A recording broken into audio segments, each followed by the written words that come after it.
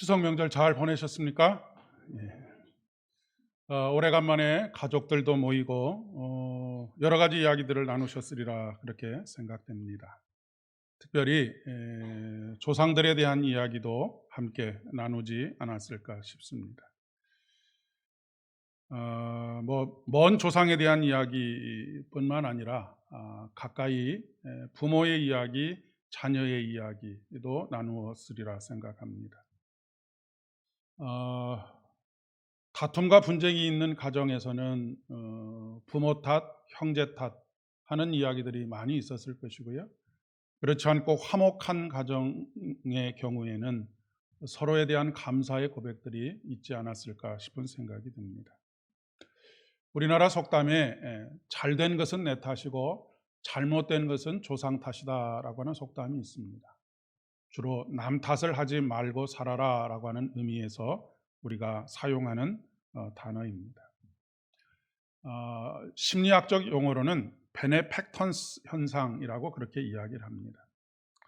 예를 들어서 내가 어느 기업의 좋은 직장에 취직을 하려고 했는데 취직이 안 됐을 때 나타나는 현상이 이런 현상이 있을 수 있다는 것이죠.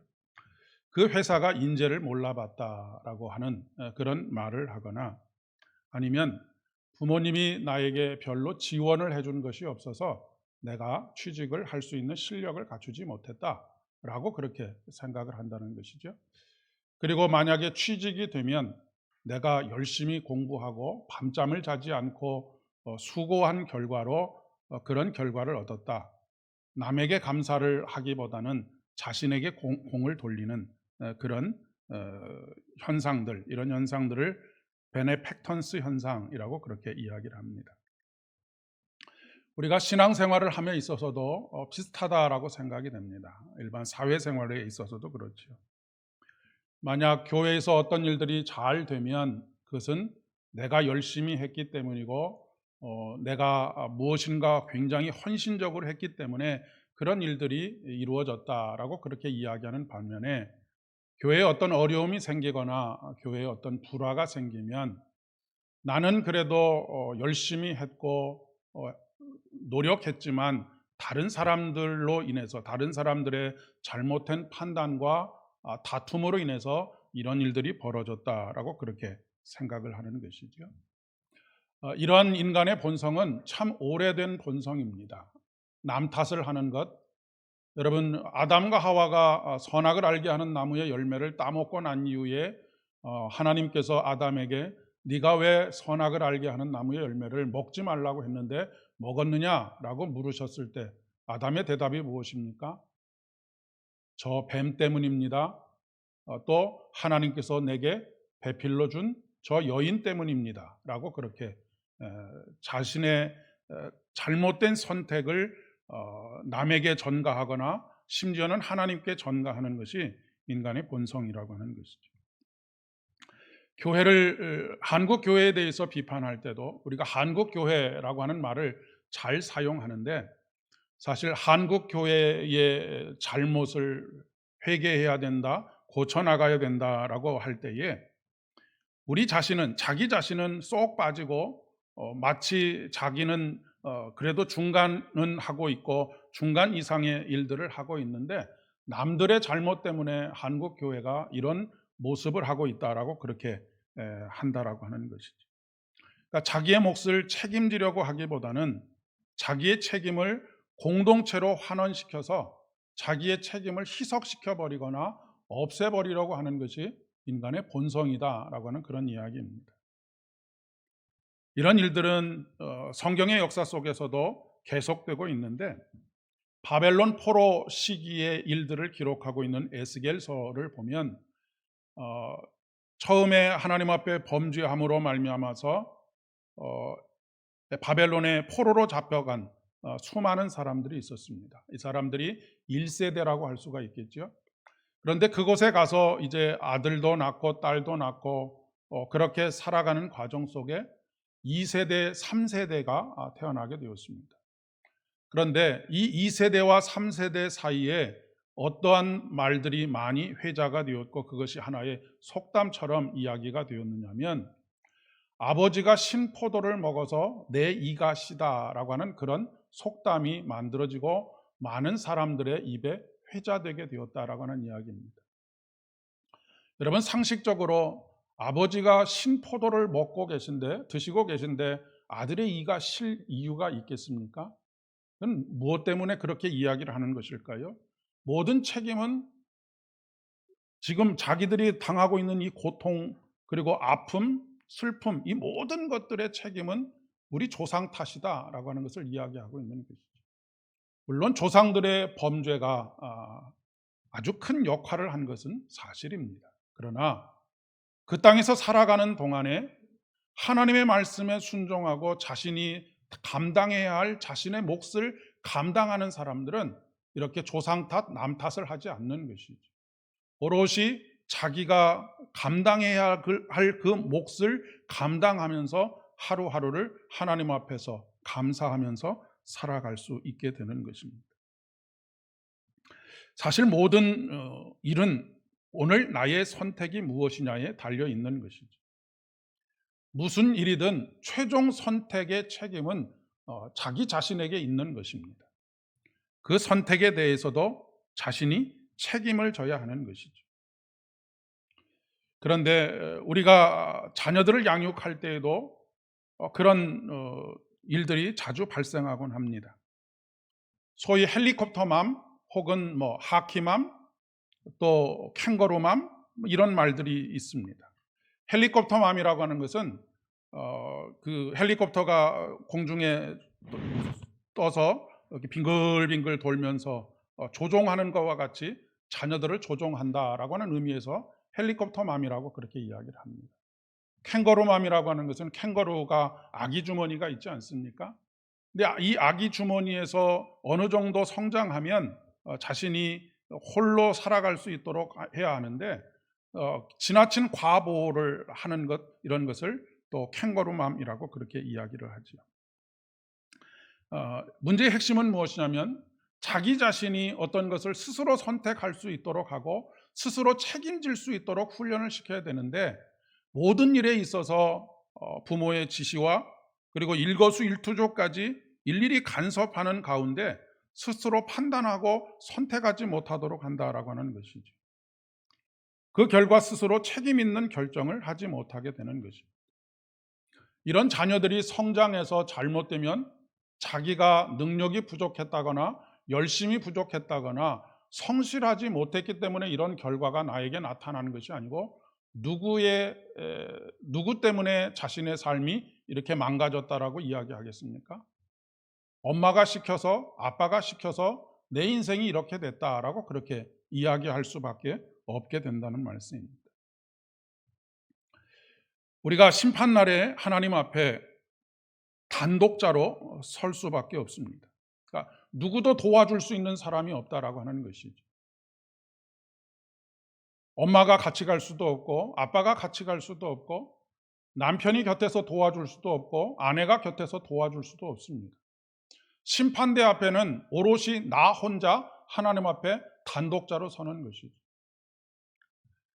가끔 우리 교회는 그런 분이 안 계시지만, 남자분들 중에 신앙에 열심을 내지 못하는 사람들이 농담 반 진담 반으로 그런 이야기를 하는 것을 듣습니다. 뭐라고 이야기하느냐면, 우리 아내가 새벽에도 또 심야 기도에도 수많은 예배와 봉사와 섬김의 자리에 너무너무 열심히 하고 있기 때문에 나는 나중에 천국 갈 때 마누라 치맛자락 붙잡고 올라가면 됩니다 라고 그렇게 이야기하는 사람들이 있습니다. 그러나 여러분, 그런 일들은 불가능한 일입니다. 왜요? 우리는 모두가 다 하나님 앞에 단독자로 서기 때문에 그렇습니다. 누구도 우리를 변호해 줄 수 없고 누구도 우리를 도와줄 수가 없습니다. 또한 하나님 앞에 설 때는 장로나 권사나 목사로 서는 것이 아닙니다. 예수 그리스도 그분의 보혈의 은혜를 의지해서 하나님 앞에 나온 죄인이냐 그렇지 않으냐라고 하는 것을 통해서 판단을 받는 것이죠. 어떤 신앙의 가문에 속해 있느냐라고 하는 것도 사실 아무런 의미가 없습니다. 하나님, 나는 일평생 목사의 아들로 살았습니다. 나는 장로의 아들로, 나는 권사의 아들로 살았습니다. 그러니 우리 어머니를 보시더라도 나를 조금 잘 봐주십시오 라고 그렇게 이야기할 수 없다는 것입니다. 그저 한 사람의 죄인으로서 예수 그리스도의 보혈로 인해 의롭게 된 사람으로 서는 것입니다. 한 사람의 죄인으로서 하나님 앞에 서서 회개하고 의롭게 된 존재로 내가 어떤 삶을 살았느냐에 따라서 하나님께서 나를 판단하신다는 말씀입니다. 오늘 복음서의 말씀에 보면 두 아들을 가진 아버지가 계심을 볼 수 있습니다. 포도원에 할 일이 굉장히 많아서 이 아들들에게 포도원에 가서 일하라고 부탁을 하지요. 첫째 아들에게 얘야 포도원에 가서 조금 일하렴이라고 했더니 이 첫째 아들이 예 아버지 제가 가겠습니다. 당연히 그렇게 해야지요 라고 하고 나서 아버지를 떠나서는 포도원으로 가지 않고 자기 생각대로 자기의 길을 선택해서 갔다라고 성경은 기록하고 있습니다. 둘째 아들은 아버지께서 얘야 포도원에 가서 나를 좀 도와주렴이라고 그렇게 말씀하셨음에도 불구하고 아버지 싫어요. 나는 그것 말고도 해야 할 일이 너무나 많습니다. 그러니 가지 못하겠습니다 라고 이야기를 합니다. 그러나 가다가 생각해 보니까 내가 너무 아버지께 불효를 저질렀구나 라고 생각하고 그것을 깨닫게 되고 포도원에 가서 아버지의 일을 돕게 되었다라고 하는 것이 오늘 말씀의 내용입니다. 이것을 오늘날 우리의 삶으로 가지고 와 보면 우리가 말씀을 묵상할 때나 아니면 설교를 들을 때에 참 옳은 말씀이구나. 이 말씀이 참 나의 마음에 큰 은혜가 되는구나. 내가 말씀에 순종해야지라고 생각하고 나서 밖에 나가서는 그렇게 살지 않는 모습을 첫째 아들의 모습이라고 이야기할 수가 있겠습니다. 그런데 또 다른 어떤 사람은 평소의 삶이 아무렇게나 살고 하나님의 뜻과는 전혀 상관없이 살다가 내가 이렇게 살면 안 되겠구나라고는 깨달음이 있어서 하나님의 말씀에 뒤늦게 순종하고 그 말씀을 따라 살아가는 사람을 말하는 것이죠. 여러분은 어떤 부류에 속하시는 분이십니까? 첫째 아들에 속하는 분이십니까? 아니면 둘째 아들에 가까운 삶을 살고 계십니까? 여기서 핵심은 회개하는 것입니다. 우리가 보통 회개를 후회하는 것 정도로 생각하거나 하나님 앞에 하나님 잘못했습니다 라고 고백하는 것 정도로 생각하는데 회개는 거기서 끝나는 것이 아닙니다. 회개는 돌아서는 것이고 돌이키는 것이고 원래대로 회복하는 것입니다. 그런데 우리의 회개는 대부분 돌이킴이 없는 경우가 많습니다. 그러니까 우리가 만약 어떤 큰 잘못을 저질러서 남에게 피해를 입혔다고 한번 생각을 해보십시오. 그것에 대해서 우리가 후회하는 마음을 가질 수 있습니다. 내가 정말 잘못했구나 라고 하는 후회의 마음을 가질 수 있고 그 후회의 마음을 가지고 하나님 앞에 나와서 하나님 제가 이런 참혹한 죄를 저질렀습니다. 하나님 하지만 저를 용서해 주십시오 라고 해서 마음속에 용서의 확신을 가지고 돌아갈 수도 있습니다. 그러나 그것은 진정한 의미에서의 회개가 아니라고 하는 것이죠. 진정한 의미에서의 회개는 하나님 앞에 용서를 받는 것으로 끝나는 것은 절반의 회개이고 내가 잘못해서 피해를 입힌 당사자에게 가서 물질로 보상할 것이 있으면 물질로 보상하고 그 마음에 상처를 받은 것이 있으면 그 상처까지도 다 아물 수 있도록 화해의 그 과정을 다 겪었을 때 이것이 진정한 의미에서의 회개라고 이야기할 수 있다라고 하는 것이죠. 그런데 우리는 대부분 어디에서 멈추느냐 하면 하나님 제가 잘못했습니다. 하나님 저를 용서해 주십시오 라고 하는 것에서 그치는 것입니다. 이것이 바로 우리가 가지고 있는 한계라고도 이야기를 할 수가 있겠죠. 더더군다나 대제사장들과 백성의 장로들, 이 백성의 장로들은 오늘 말씀에, 복음서의 말씀에 보면 내가 무슨 권위로 이런 일을 하느냐, 또 누가 이 권위를 주었느냐라고 묻고 있습니다.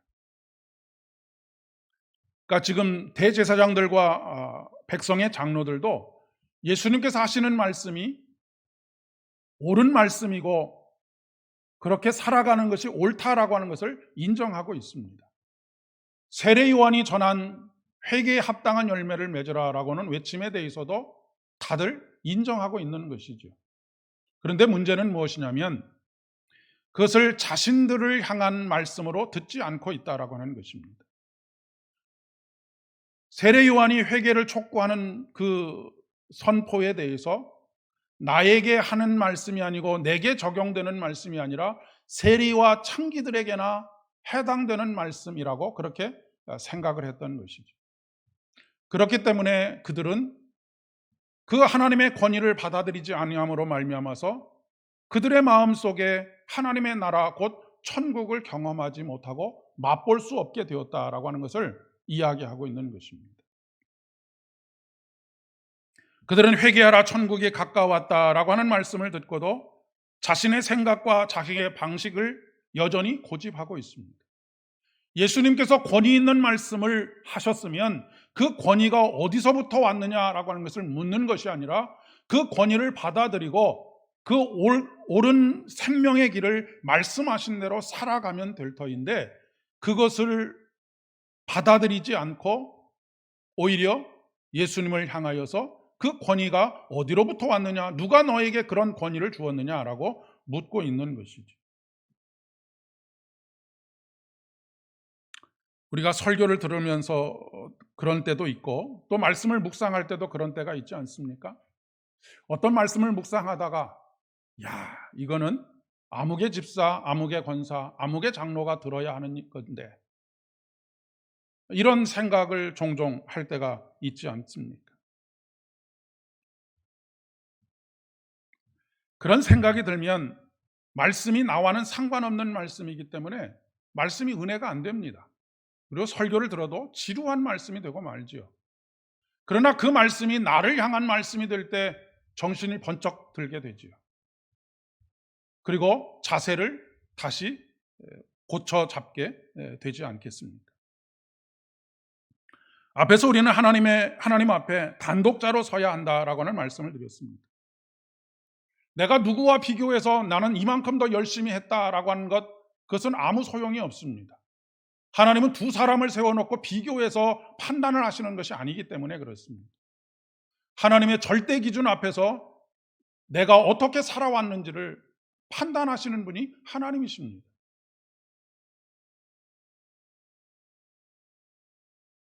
어떤 말씀이 들려와도 나에게 주시는 말씀으로 들어야 한다는 말씀입니다. 설교하는 저도 마찬가지입니다. 설교를 준비할 때에 이 말씀을 아무개 집사가 들었으면 좋겠는데, 아무개 권사가 들었으면 좋겠는데, 이런 생각을 가지고 하면 제가 전하는 메시지에 은혜가 없습니다. 능력도 없고요. 가장 먼저는 저를 향하신 하나님의 말씀으로 들어야지만 거기에서 은혜가 있는 것입니다. 거기에 두려움과 떨림이 있기 때문에 그렇습니다.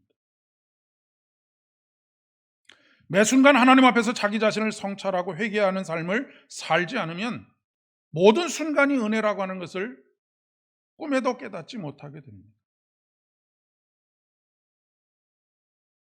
왜요? 내가 이룬 모든 성과는 내가 열심히 했기 때문이고 내가 잘났기 때문에 이루었다라고 생각되어지기 때문에 그렇습니다. 그러면 은혜는 점점 말라가고 세리와 창기를 판단하는 데에만 우리의 모든 관심을 쏟아붓게 되는 것이죠. 회개는 돌아서는 것, 돌이키는 것이라고 말씀을 드렸습니다. 인생이 그러하듯 신앙생활도 속도가 얼마나 빠르냐가 아니라 어디를 향하고 있느냐가 중요합니다. 누구를 향해 돌아서느냐 하는 것이죠. 예수님을 향하여 돌아서고 예수님을 닮아가는 것입니다. 오늘 빌립보서의 말씀을 통해서 사도 바울은 우리에게 이렇게 말씀하십니다. 두렵고 떨림으로 너희 구원을 이루라 라고 말씀하고 있습니다. 아직 구원이 완성되지 않았다는 말씀이 아닙니다. 우리가 자칫 잘못하면 아직 우리의 구원이 이루어지지 않아서 계속 우리의 구원을 우리의 삶의 노력으로 이루어가야 된다라고 그렇게 생각하기 쉬운데 결코 그렇지 않습니다. 우리가 예수 그리스도의 십자가의 은혜, 그 은혜와 그 죽으심과 다시 사심으로 말미암아서 영생을 얻었다라고 하는 것을 확신하는 것으로 우리의 구원은 완전한 구원입니다. 그러면 여기서 구원을 이루라라고 하는 말씀은 무엇이겠습니까? 하나님의 자녀로서 새로운 피조물로서 하나님 앞에서 하나님의 말씀에 온전히 듣고 순종하는 삶을 살아가야 함을 말씀하고 있는 것이죠. 그렇기 때문에 우리가 단순히 행동의 변화에 우리의 초점을 맞추는 것이 아니라 우리가 새로운 피조물이 되었느냐에 초점을 맞춰야 하는 것이죠. 새로운 피조물이 된 사람은 바로 예수의 마음을 품은 사람입니다. 이 예수님의 마음은 어떤 마음입니까? 듣고 순종하는 마음입니다. 죽기까지 순종하는 마음, 이 마음이 바로 예수님의 마음입니다. 그냥 착한 마음을 품어라, 선을 행하고 섬기는 마음을 품어라 이런 것이 아니고요. 철저하게 나의 뜻대로 하지 마시고 나의 생각대로 하지 마시고 하나님 아버지의 뜻대로 하십시오 라고 듣고 순종하는 마음, 이 마음이 바로 예수의 마음입니다. 너희 안에서 행하시는 이는 하나님이시니 자기의 기쁘신 뜻을 위하여 너희에게 소원을 두고 행하게 하신다라고 말씀하시는 이유가 바로 여기 있는 것이죠. 특별히 회개와 관련해서 혼자 있을 때 나는 누구인가 라고 하는 것이 참 중요합니다. 아무도 보는 이가 없을 때 우리의 진정한 인격이 드러나게 되어져 있습니다. 누구나 남의 시선을 의식할 때는 잘 보이고 싶고 최선을 다해서 보이고 싶은 것이 모든 인간의 마음이 아니겠습니까? 그러나 남들이 보지 않을 때 아니면 아주 가까운 사람, 허물을 다 드러내도 되는 사람들 앞에서 내가 어떤 사람이냐라고 하는 것이 중요합니다. 그래서 여러분들이 교회에 와서 맡은 직책에 따라서 여러 가지 일들을 감당하는 것, 그것도 중요하지만 더 중요한 것은 가정에서 인정받는 사람이 되어야 하고 가장 가까운 아내에게 인정받는 사람, 남편에게 인정받는 사람이 되어야 합니다. 어떻게 보면 그것이 진정한 나이기 때문에 그렇지. 제가 이 자리에 서는 것이 멋있어 보이기도 하고 할 수 있습니다. 하지만 제가 집에 가서 가장 가까운 사람들과 있을 때 저의 모습이 어떠하느냐, 이것이 진정한 나의 인격이라고 하는 것입니다. 더 근본적으로는 제가 홀로 있을 때 제가 무엇을 하고 있느냐라고 하는 것이 어떻게 보면 진정한 의미에서의 나라고 이야기할 수 있다는 것이죠. 오늘 빌립보서의 말씀에 보니까 나의 사랑하는 자들아 너희가 나 있을 때뿐 아니라 더욱 지금 나 없을 때에도 항상 복종하여 두렵고 떨림으로 너희 구원을 이루라 라고 말씀하고 있습니다. 사도 바울이 있을 때, 빌립보 교회에 있을 때 빌립보 교회의 성도들이 사도 바울의 말에 대해서 절대적으로 듣고 순종하는 그런 모습들을 보였던 것 같습니다. 그런데 사도 바울이 떠나고 거짓 선교사들이, 선지자들이 오고 또 여러 생각이 다른 사람들의 생각들이 막 난무하게 되고 사람들이 혼란하고 혼동되게 되니까 이제는 예전에 살던 자기 방식대로 다시 돌아가게 된 그런 모습입니다.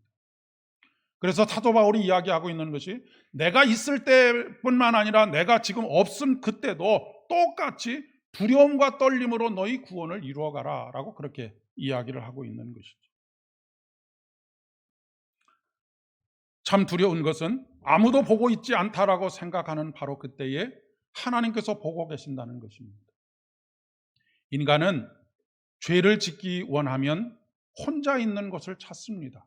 아무도 보지 않는다라고 생각되는 그것을 찾지요. 그리고 죄를 지으면 피하여 숨으려고 합니다. 이것이 처음 범죄하고 난 다음에 아담의 모습이 아니겠습니까? 그러나 아담이 하나님을 피해서 숨었다고 생각했는데 하나님께서 그를 찾아오십니다. 그리고 그에게 물으시지요. 내가 어디 있느냐라고 물으십니다. 지금 하나님께서 아담이 어디 숨어 있는지를 몰라서 묻는 질문이 아니고 지금 내가 서 있는 그곳이 나의 사랑하는 자녀로서 서 있는 곳이냐 아니면 전혀 다른 자신의 생각과 자신의 욕망에 따라서 서 있는 것이냐를 묻고 있는 것이죠. 우리는 어디로 피해도 하나님으로부터 피할 수 없습니다. 어디로 숨어도 하나님으로부터 숨을 수 없습니다.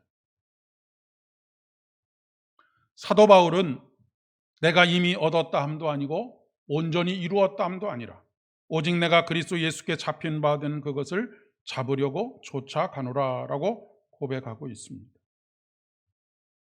우리는 다 연약한 사람들입니다. 부족한 사람들이고 실수투성인 사람들이고 때로는 잘못된 판단으로 실패를 경험하는 사람들입니다. 그러나 그 자리에서 넘어졌다고 주저앉아 있을 수는 없고 우리는 계속해서 가야 할 길이 있습니다.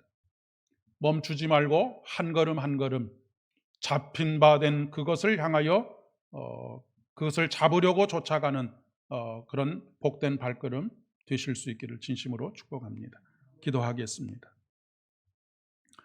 은혜와 사랑이 충만하신 참 좋으신 아버지 하나님, 하나님의 말씀을 묵상할 때나 하나님의 말씀을 들을 때에 그 말씀이 나를 향한 하나님의 말씀인 것으로 항상 받아들일 수 있도록 은혜를 더하여 주셔서 그 말씀의 권위를 받아들임으로 말미암아 우리 안에 하나님의 나라가 이루어지게 하여 주시옵소서.